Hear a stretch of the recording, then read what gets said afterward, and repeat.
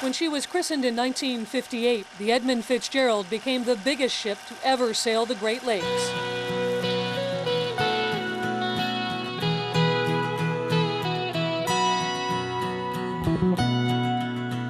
Through the years, the 729-foot freighter set record after record, including most iron ore carried in a single trip and most carried in a season.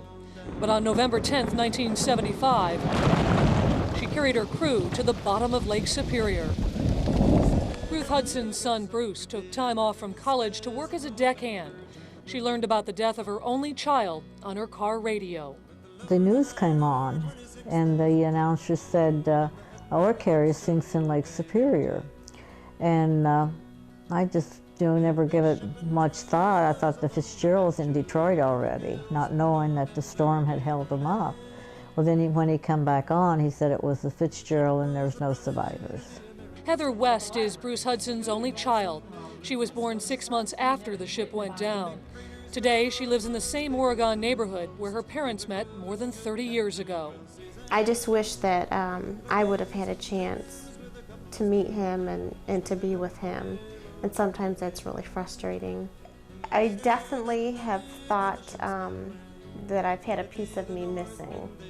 You know, there's been something missing in my life. The night the Fitz went missing, a wild storm was pounding Lake Superior. Waves were more than 30 feet and winds were blowing at more than 90 miles an hour. The giant ore carrier went down without a call for help.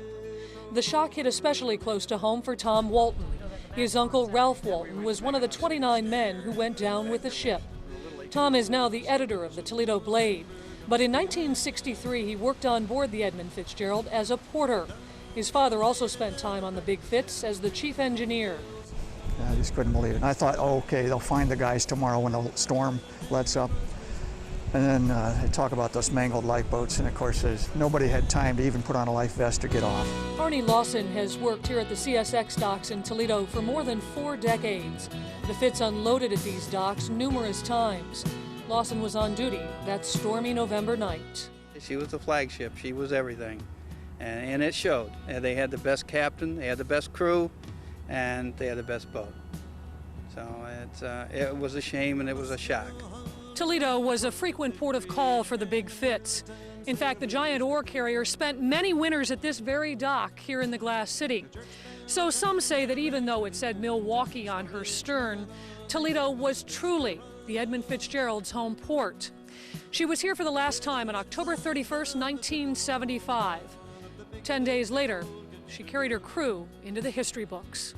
This was Toledo's ship, and Toledo took great pride in it. And if you looked at the list of the 29 men who died, there's a disproportionate number who did come from the Toledo area. Ruth Hudson came to the CSX Toledo docks many times when Bruce was sailing the lakes, but she has not been here since the wreck of the Edmund Fitzgerald. The grief and pain is still there, but I think I've learned to live with it a little more in the years. But as 30 years come, you just think, how can it possibly be 30 years, you know? Because to me, it was yesterday.